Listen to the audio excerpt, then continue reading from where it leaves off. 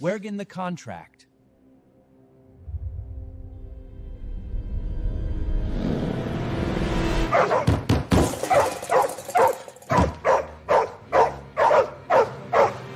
紅觀藍觀好出名嘅一個嘅比喻。咁啊我相信啦，我講咗咁多堂啦，大多數香港人啊都係如果一定要飲，除清水一定係飲紅觀嘅，認唔認同先各位？大部分八九成有冇藍觀 fans 呢度？藍觀嘅，即係話即係兩觀揀，我會飲藍，會飲紅我哋咁啊。有少啲啊，少啲。紅觀嘅咧，紅觀 ，OK 都好多啦，紅觀。係有啲人話我唔舉手，我唔飲嘅咁樣，大家知啦。咩嚟？OK，咁啊，紅觀藍觀，先講一講先。大家見唔見到好少人飲藍觀係咪？嗱，你諗一諗啊，有啲人會話 Kevin， 你做呢個嘅品牌，傳統上使乜搞咁多嘢啊？揾啲人明星廣告待遇，你係掂嘅話，得咗啦，使乜搞咁多嘢嘅？聽好嚟啦，現代嘅世界產品好係基本。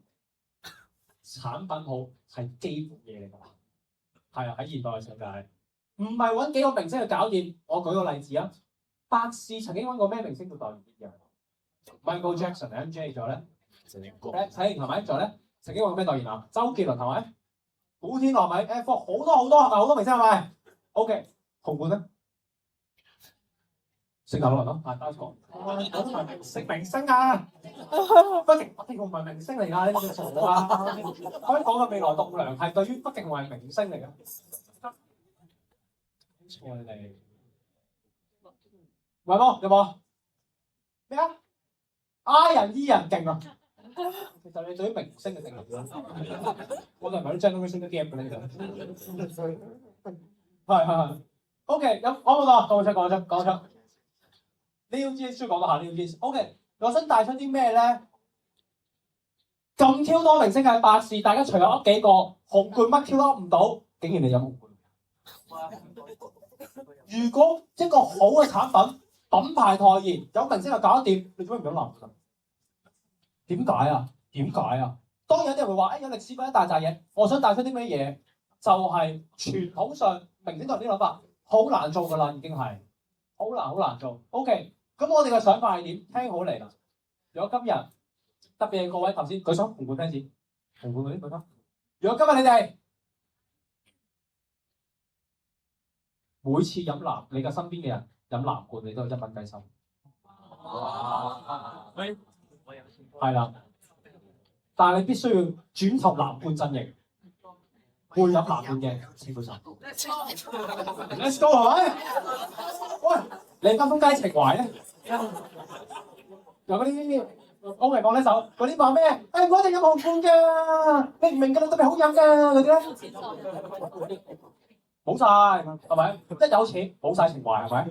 有錢冇人話，見到嘛？呢一個手法係叫乜嘢咧？呢一個手法叫做經濟誘因。經濟誘因呢個手法嘅簡單嚟講咩意思咧？經濟誘因係遍佈咗好多唔同嘅東西，好多唔同嘅事情上面，喺香港都有經典啲嘅例子，譬如話。喺便利店飲完維他奶樽裝嘅，還翻去會有5毫子收。有冇人專登還過啊？過幾條街還㗎？係啊，問下啫，冇錢收你還唔還過兩條街？梗係還啦，你為環保㗎嘛，係咪先？你點解啲咁嘅人咧，點為得幾毫子而咁樣，係咪先？即係揼啦。所以見到嘛，原來有啲人會話：喂 ，Kevin。件嘢好啲人咪做咯，唔係㗎，件嘢好啲人未必做㗎。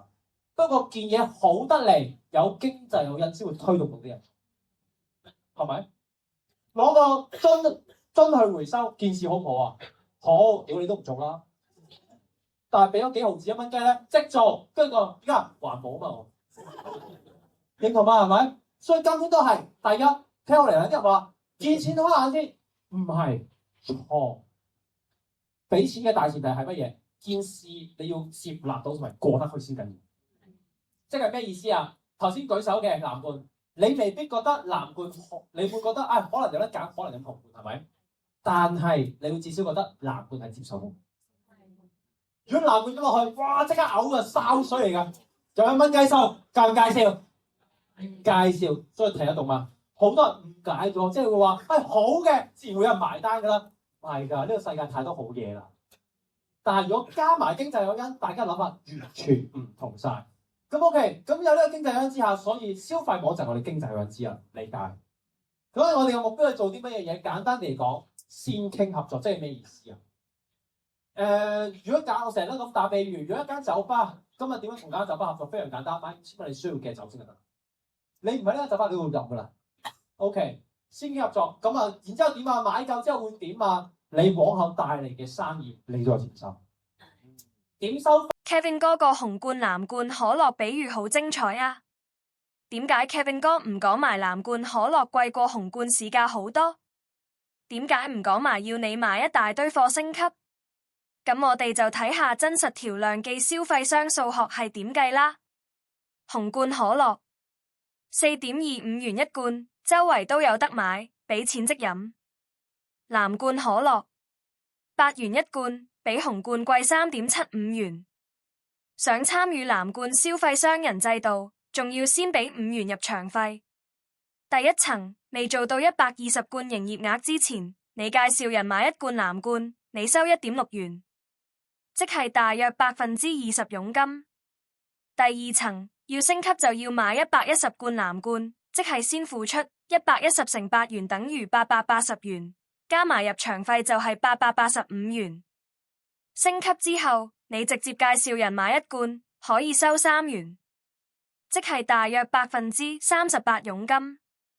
如果你下面有人仍然係第一層，佢每罐只收1.6元，你作為第二層就可以食差額3元，1.6元等於1.4元。所以第二層唔只係靠自己賣，仲可以靠下面第一層會員賣貨。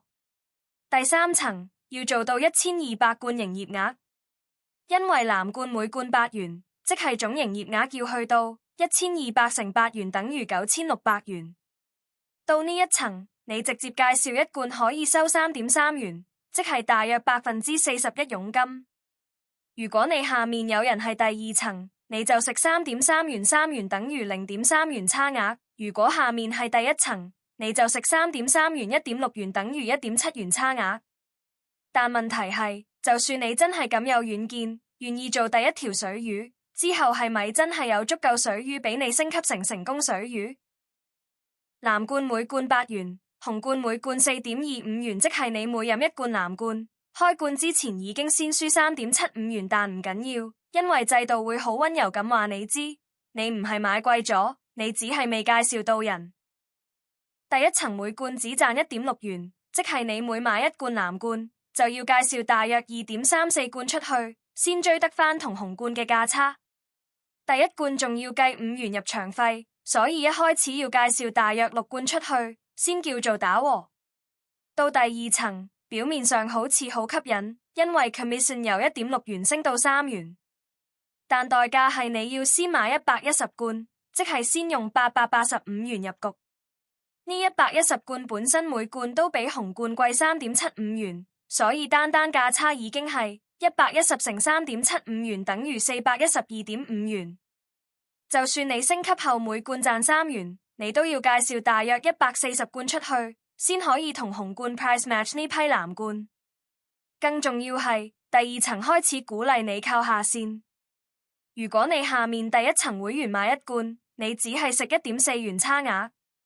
咁如果你想靠呢個差額追回110罐嘅價差，你要下面幫你賣大約417.5元除以1.4元，約等於299罐，即係你賣110罐，然後要靠下面賣接近300罐，先可以話自己同買紅罐差唔多。去到第三層就更加精彩，你要做到1200罐營業額，即係市場要吸收9600元嘅藍罐。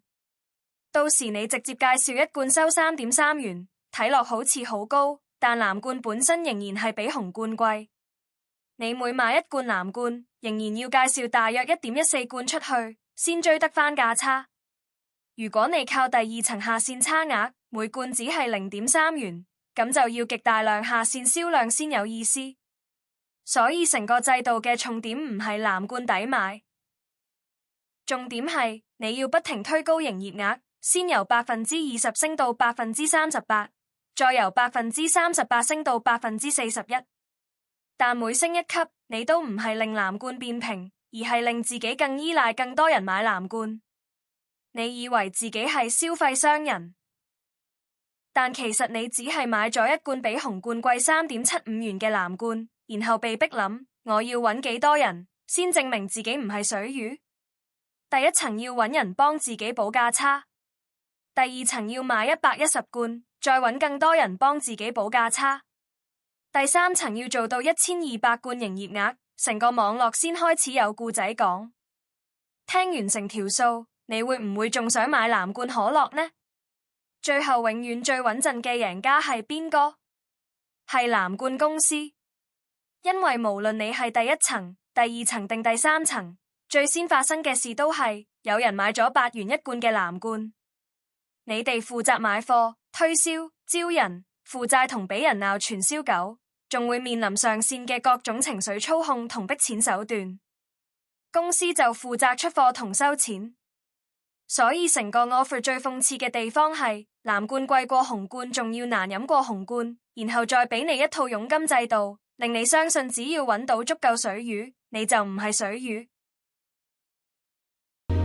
是你嗎？如今小狗吃素嗎？你最愛憐憫狗，轉身榨乾親戚下。又說醫科好把炮，盲目地偏托查拗，求你的醫書原諒你吧。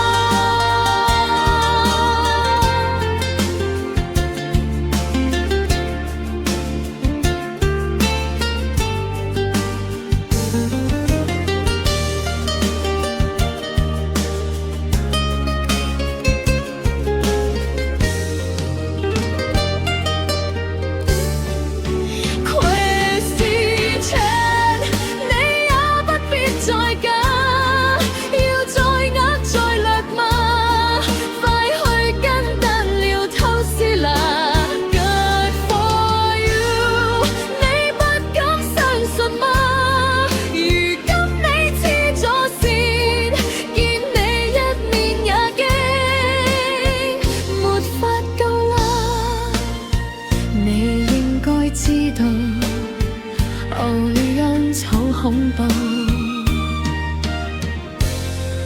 無人吃素。